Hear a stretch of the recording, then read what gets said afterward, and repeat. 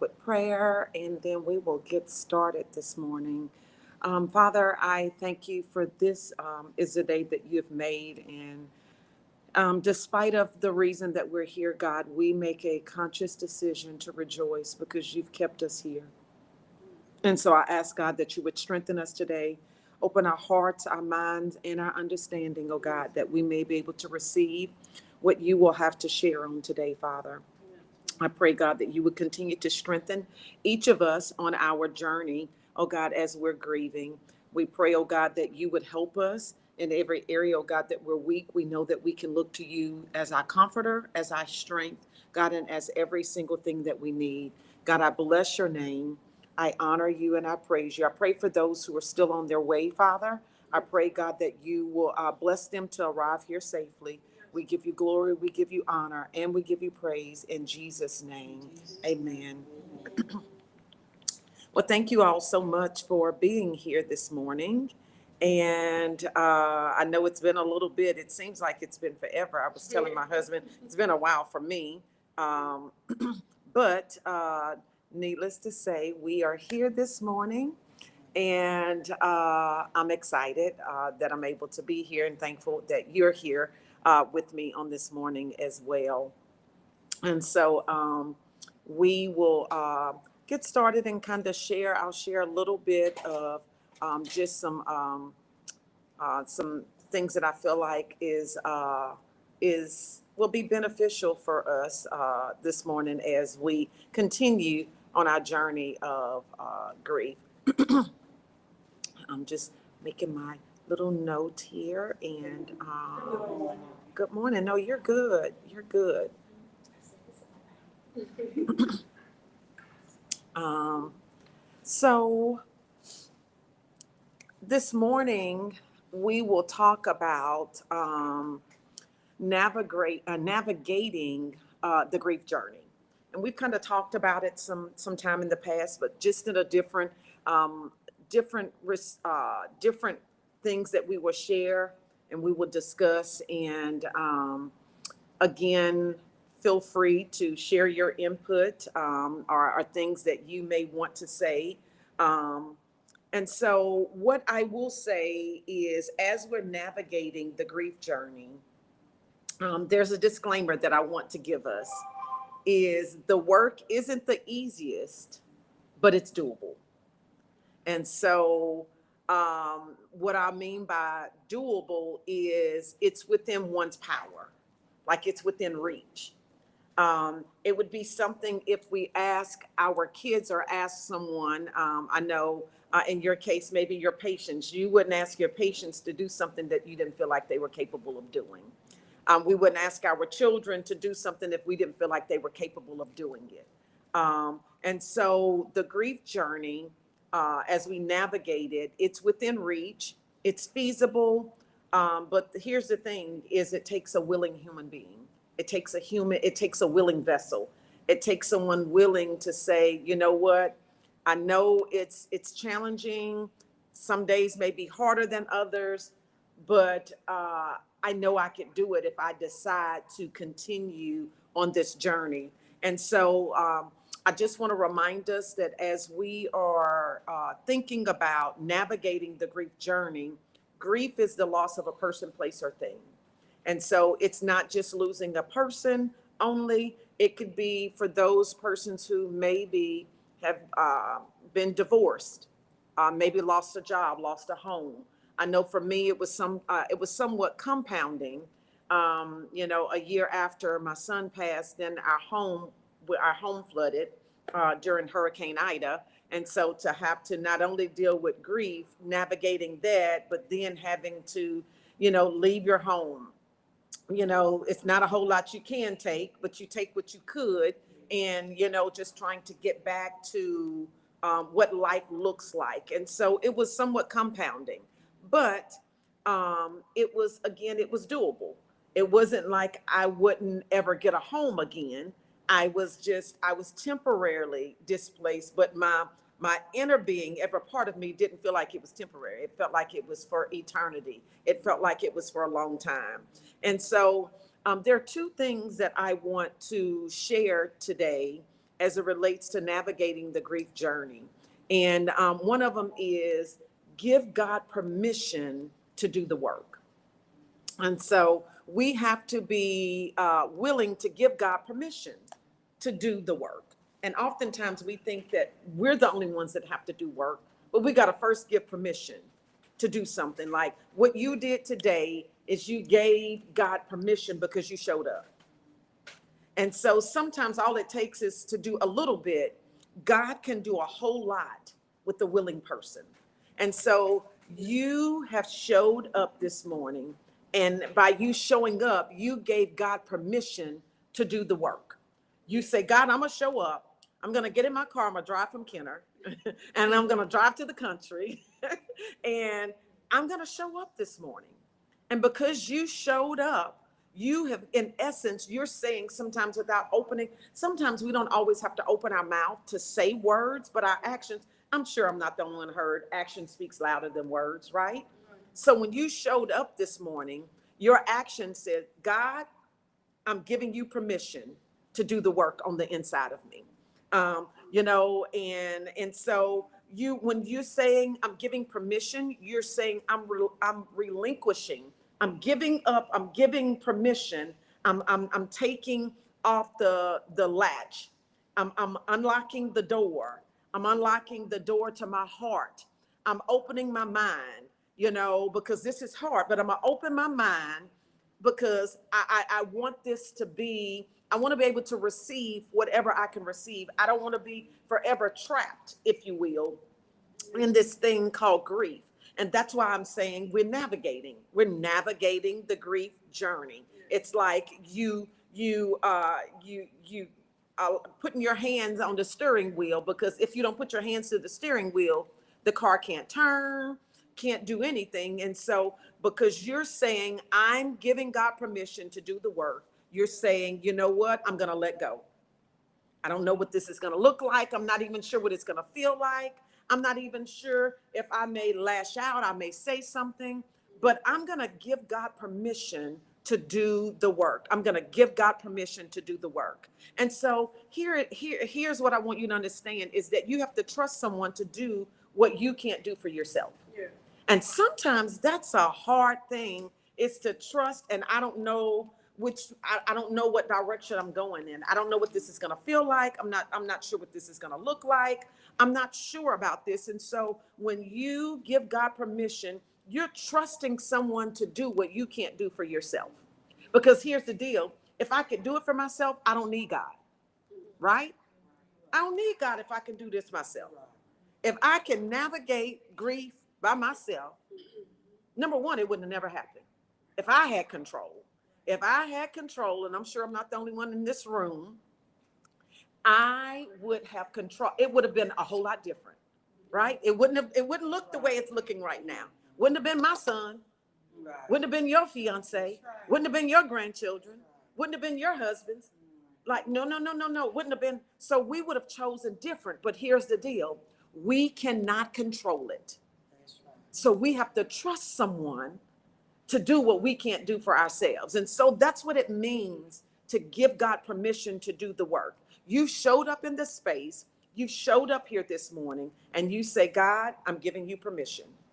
You didn't know you were saying, I'm giving you permission, but the mere fact that you showed up that's what you're saying without saying it, is I'm giving you permission, God, to do the work. And if you could navigate your grief journey, we wouldn't need God. We wouldn't need him. We need God because not only did he create all things, but he understands all things. And so what do I mean by that?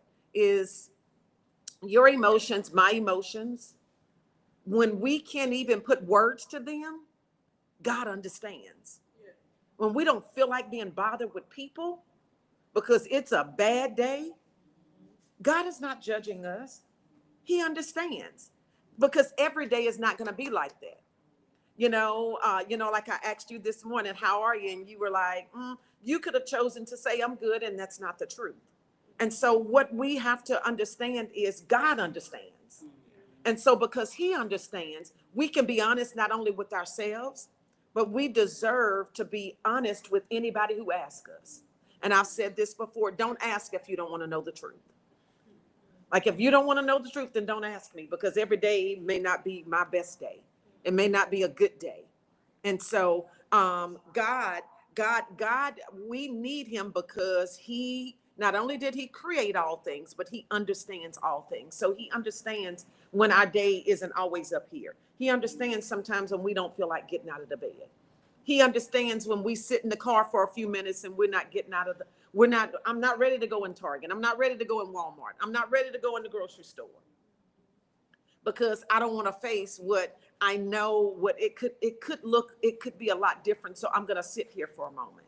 And so here is what the Bible says in 1 Peter 5:7. And I'm going to read it from two different translations. The first one is the Passion Translation. And it says this: pour out all your worries and stress upon him and leave them there, for he always tenderly cares for you. We know it as cast our cares on God because he cares for us. But the Bible in this translation says all your worries, all of your stress. I know I'm not the only one that had some stressful days, stressful nights. But God says to pour them out on him because he knows how to care for us. Everybody else may say, oh, she just going off at the lips, just talking, but God knows. He understands why. He understands the stress behind it. So that's why he says, give it to me because I care. I care for you. I care for you. And so here's another translation, the Contemporary English translation. It says, God cares for you. So turn all your worries over to him. Gosh, God says, turn your worries over to him. Give them to him. When we don't feel like being bothered with people, God says, listen, give me the people. I created them. You don't have, let me deal with them. I know how to touch their hearts. I know how to deal with their hearts. So he says, give them to me. Give them to me. So the first thing is we give God permission.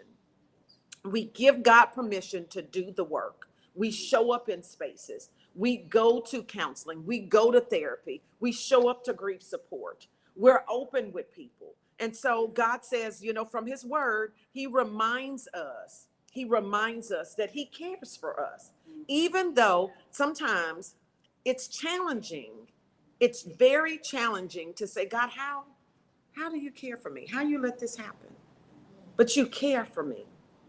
But can I remind us this morning that everything in this world God created, and he created it for a purpose for him with the beginning and an ending time in mind.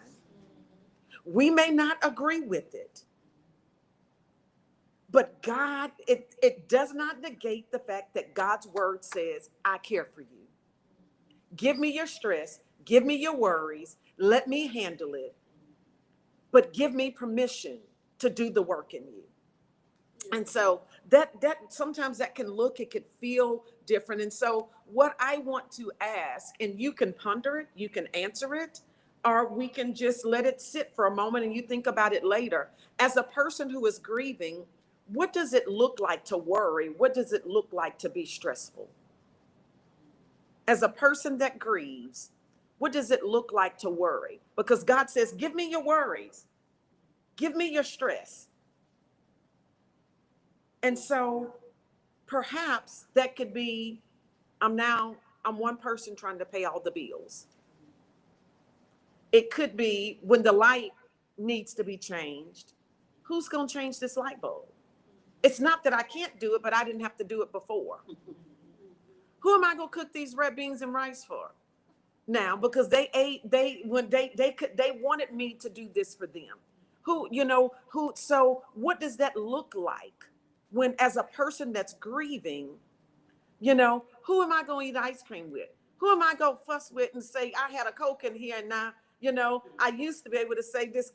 Now who told you to drink my Coke?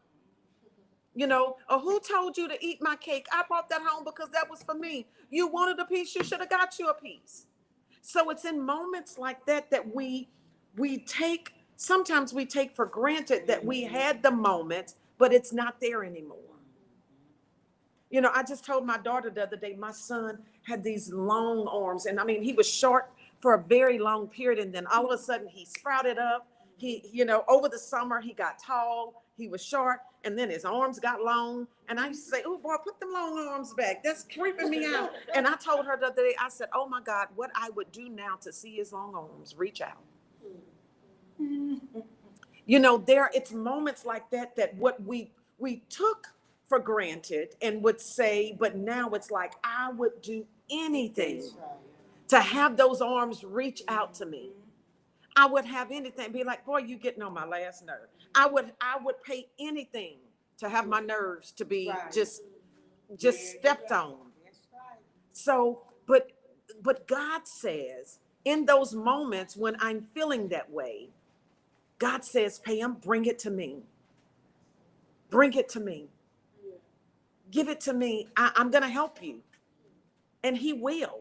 God is not like man that he should lie. He knew every moment that we would experience before we experienced it. That's right. He know every lonely night. He know every sleepless night. He knew every crying night. He knew what it would feel like. There's nothing that we're experiencing that Jesus didn't experience. And so that's the first thing, is giving God permission, giving him permission. The second thing is this, is that we have to let God's power be at work. We got to give him permission, and then we have to let his power be at work. And what does that look like? It looks like yielding to someone that's greater than ourselves. Because if it's left up to us, we will stay inside, we will stay sheltered, we'll stay not wanting to go anywhere. We wouldn't want to deal with people. We wouldn't want to come to settings such as this. But we're allowing the power of God to be at work inside of a person who is grieving. We're allowing the power of God to be at work on the inside of us and to do a greater work, because this is what it looked like, however long ago it's been for you. It won't be like that forever. It feels like it. I know. It feels like it. Yeah. Listen, it feels like it.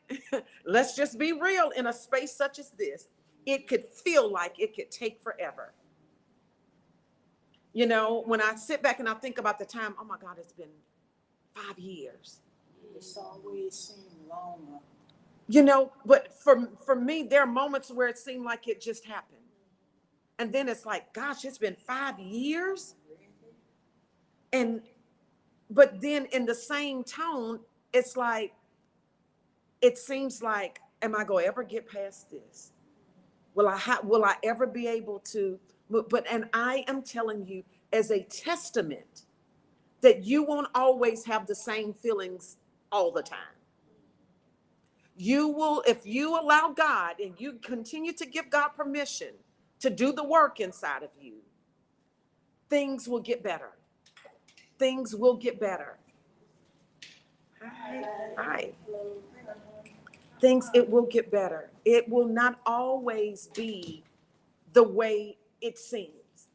Like I said, it's been 5 years, but then there are still moments.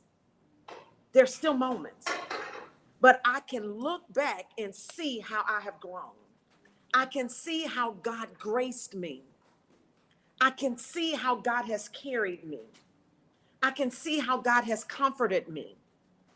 And it's all because I gave him permission to do the work on the inside of me. And so what I've shared is navigating what it looks like to navigate this grief journey. And I talked about giving God permission to do the work. And that's not always an easy thing, but it's easier than what you realize, because when you showed up in this space this morning, you said, God, I'm giving you permission.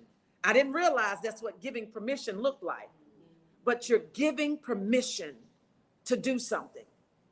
And we're saying, I'm giving him permission because I'm trusting somebody to do something that I can't do for myself. Because if I could have did it myself, it wouldn't have never happened. my situation wouldn't be looking the way it's looking. I wouldn't be having to show up in spaces such as this, but I'm giving God permission to do a work on the inside of me. The second thing is let God's power be at work. Let me just say, I don't know how anyone could try to do this lifestyle apart from God. Because it's easy to get lost in your mind. You get stuck where it found you. Not wanting to live, not wanting to do things differently, not wanting to show up to get the help that we need. But let's just be honest. It's going to take someone greater than ourselves. It's going to take someone bigger than me. I don't care how much faith I have, how much I trusted in God before. I need him even more than I've ever needed him before. Because it's hard to do life apart from the people that we love so dearly. And here is what, when we let God's power be at work, we're yielding to someone that's greater than us. And so here is the thing that, so did everyone, the first time, let's just say, okay, did you have to use your GPS this morning to get here? Or did you remember from the last time that you came? I used it 3 minutes before I got here to make sure I'm in the right direction. Okay.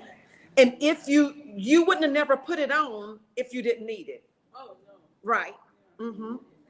So we need a GPS to get where, did you know where, Kaylin, did you know where it was before? Okay. Well, not Before, the first time you're like, okay, now I know what Club Deluxe is.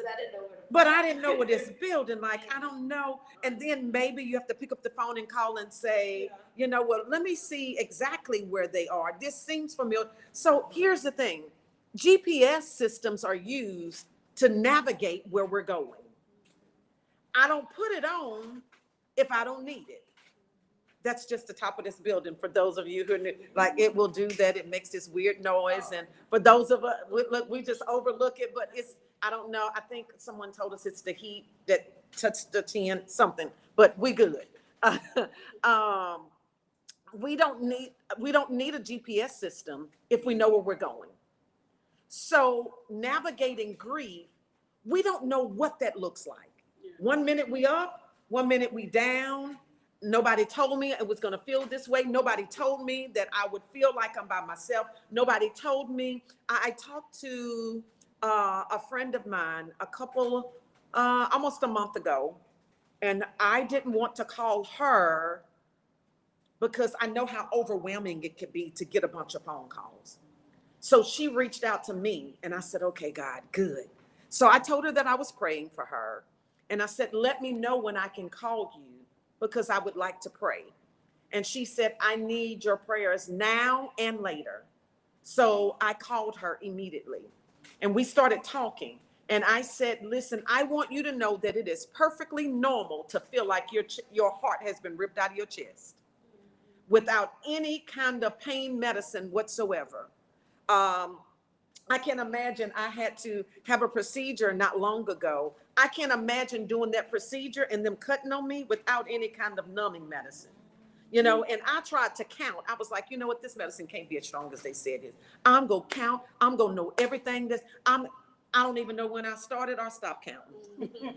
That's how strong the medicine was. But when I experienced this with my son, I felt like somebody took a knife, cut my heart, just cracked my chest open, ripped my heart out, and gave me no medicine. And she said, oh my God, that's exactly how I felt. That's how I'm feeling. I said, I know, because I experienced it.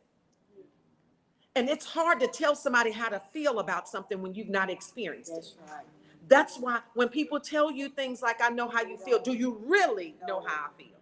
No. And oftentimes unless you have gone through it, So the GPS, we need God to help us to navigate this, because we don't know what this is going to look like.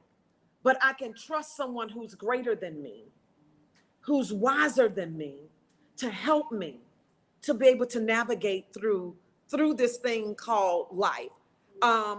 Perhaps you may know where you're going sometimes, like, I know where my office is. I work remotely. So oftentimes I have to go in the office in Baton Rouge.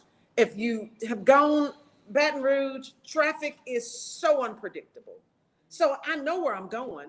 Sometimes I'll put it on just to monitor traffic. Like, do I need to get off in Denham and take a back road? You know, has there been an accident? And so that's another reason that we might use a GPS system to avoid traffic. And so we show up in spaces like this. It's not that we are saying, I'm good. But every now and then, we may need something to help us to navigate through this thing called grief. We may need something to help us. We may need to show up in a space to see that we're not by ourselves, that we're not the only person that have experienced something such as this. So I want to pause for a moment. And again, you never, ever have to say anything. You can show up and just receive information, or you can provide feedback. You can share your experience. You can share your thoughts. And so I want to pause for a moment because I was going to say a great deal of talking, but I've done all of the talking. And so I want to allow a moment to pause. And if there is something that you would like to say or to share, remember that this is a very safe space. You don't have to say anything. You can just do what you're doing is show up in the space. And but I want to allow a moment if you have something you want to share or say. And I'll pause just for a few seconds, and then I will pick back up. Hi, I'm Marquel Gordon. This is my family. I brought my family because we have somewhere to go. Okay. So this is Kingston. Hey, Kingston. That's Zion, and that's my husband, Vernon. Hi. Nice to meet you. So back in 2023, September 12th, 2020, we worked at St. Helena College and Career High School, both of us. And our oldest son, he was 16 at the time, a junior. He attended the school as well.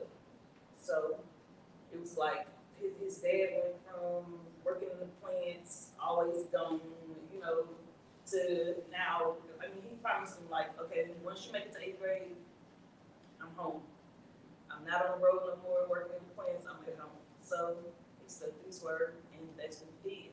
I was always a stay-at-home mom, but the kids got to an age to where they really didn't need me anymore. They were in school, so I was like, well, the opportunity came up for a position came up for me to teach at school as well. So, I was in the disciplinary, the in-school suspension, like. Is it like PACS or something? Back to, yeah, like they used to call it general pop, but however, I don't know. So, I was attending the school, so we all used to get up every morning, go to school together, see each other. And September the 12th, my daughter, she attends a Midwest side. So they had homecoming that day. I didn't even go to school that day. I didn't even go to work that day. My husband went to work. It was like a normal day. I walked with DJ to his car. I talked to him at like 2:46. We laughed, played like we usually do, because that's all we did. We played a lot. Like, he and I had jokes for everything. So we played, and about I got done with Zion's hair, her makeup, and I called my mother-in-law, which is like, she's a woman of God, and she is like, that's my go-to most of the time, like when I need like a prayer, so I called her at about 3, and I'm like, Mama G, I have this feeling. I was like, it's like a good, I was like, something in my gut is just not right. Like, it went from a good day, like a great day. And just got done with her hair, her makeup, and I'm like, I just went to feeling like it was hot in the house. It was like this dark cloud over me. My stomach was just knots in my stomach. Like, I just had this feeling. And so I called my mother-in-law, and I was like, Mama G, I was like, I explained what was going on, and she was like, well, I'm not gonna pray for you over the phone, I'm on my way. Before she can make it, she lived on one side of town, and A-Baby's not. Mm-hmm. She lived on one side of town, I live on the other. By the time she made it to my house, I received a phone call that my son had been shot at the school. He wasn't moving, and I'm at the high school. At the high school, he had been shot, and the kid was like on the phone, like, Mama G. The kids call me Mama G, but my mother-in-law is Mama G. Because they call me Mama G for Miss Gordon. So he was like, Mama G, BJ just got shot. He was like, he's not moving. Mm. So to get that phone call, like, he's not moving, what do you mean? You know, like, he's shot. First of all, he's at school. What are you talking about? Like, besides home, that's like a place. It's supposed to be safe. Yeah, like the safe, like safe. That's safe. So when I opened the door, my mother-in-law had computer. She was stepping out the car, and I told her what it had. She was like, "Get in the car." With me, I was like, for some reason, I'm like, no, I want to drive myself. The worst decision ever, but I felt like I can get there faster. I want to get there, you know. So made it to the school, and I seen a helicopter. Need I remind you, they didn't tell me who, somebody else was in the car with BJ, this is what the kid said, that BJ just got shot, wasn't moving. So when I get there, I get to this little road to take the left to go on the road to get to the school. So I looked in the sky, and when I looked in the sky, it was a helicopter flying towards the hospital. So I'm like, do I go to the hospital or do I go to the school? Because the helicopter was circling, like looking for somewhere to land. So I'm like, okay, well maybe something told me take the left. When I took the left, I get to the school, the shoes, the pants, like BJ had. He used to wear these like Aeropostale pants. So his pants was kind of darker than everybody else's. I knew the shoes. I had walked into his car at that point, so I knew what shoes. His first time ever, I ordered him some yellow, mustard colored shirts because they were able to wear those colors. But BJ's favorite color was black. Like his favorite color was black. So that particular day, he had pulled the fresh, the yellow, like the gold mustard colored shirt out, and he was like, I was like, boy, that yellow kept doing something. He was like, kind of got my eyes and my teeth doing something. Like, it does look good on me, huh? You know what I'm saying? So I was like, yeah. So when I made it, that's what I seen. Like on the ground, my boy, you know, he's gone, and that has been a struggle. Yeah. Like, they say time heals it, but I feel like it's even worse. And I want you to know,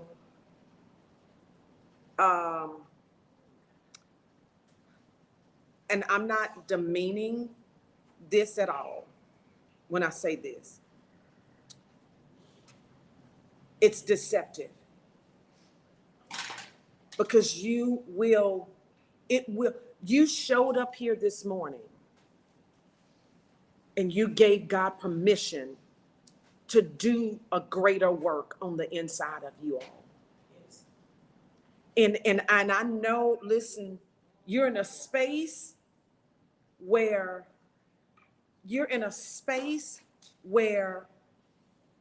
God can do what seems to be impossible. I'm telling you, I'm not telling you anything what somebody told me. Yes. I'm telling you this from experience.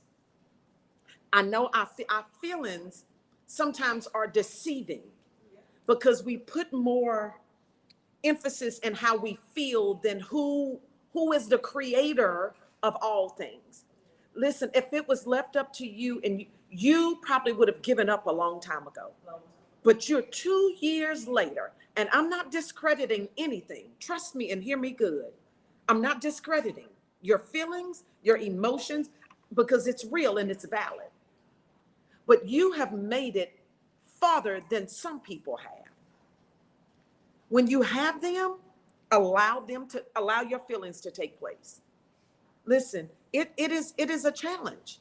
But one thing I said earlier, when we give ourselves permission, God, that word means that it's feasible, it's within reach, it's doable, you can make it. It's something that a human being can do.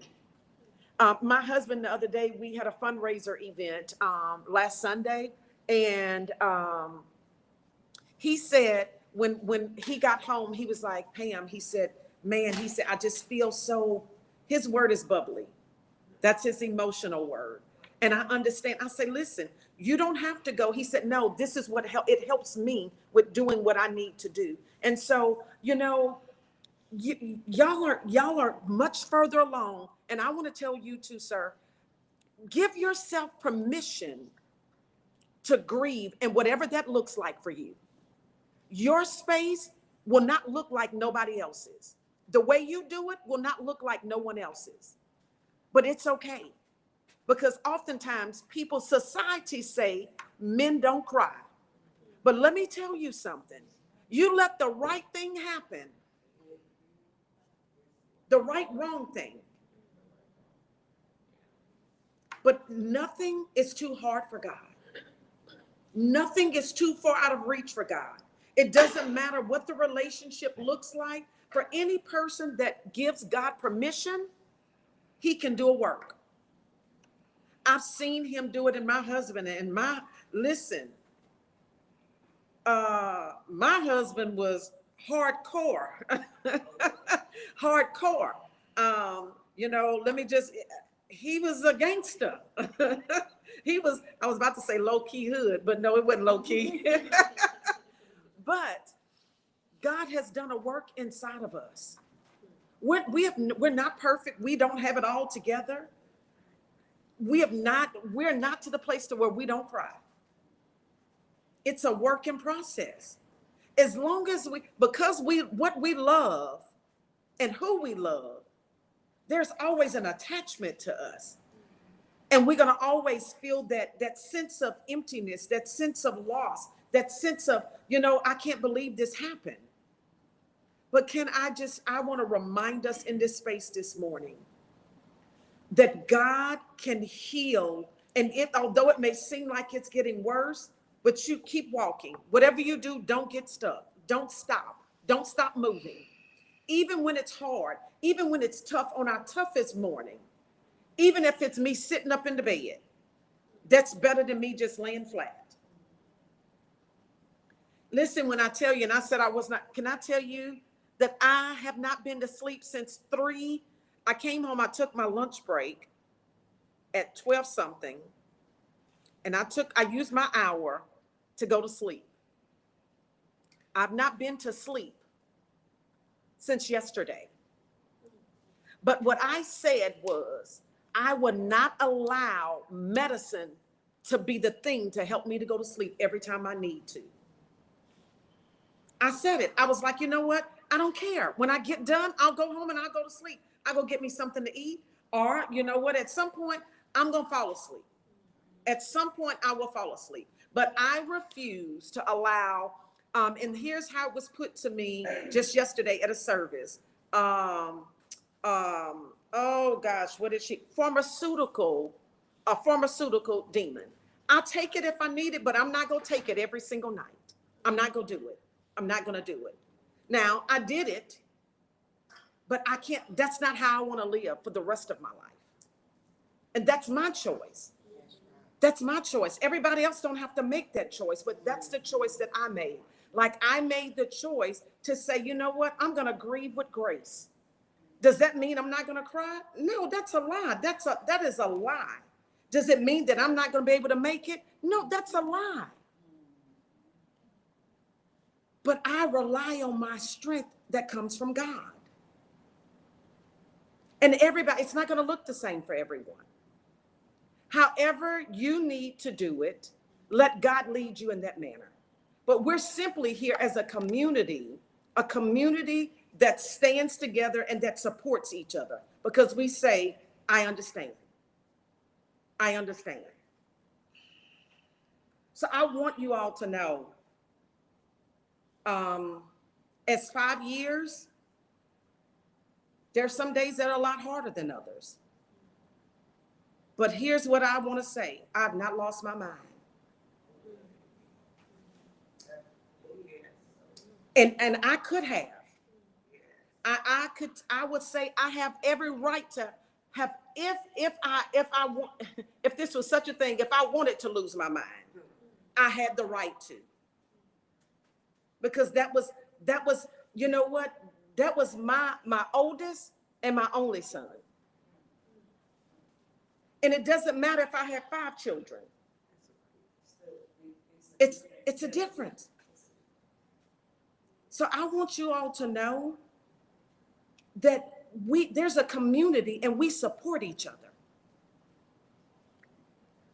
Look, right through those doors there, to the left. I want you all to know that we are a community that supports each other. And in dealing with something like this, we need support.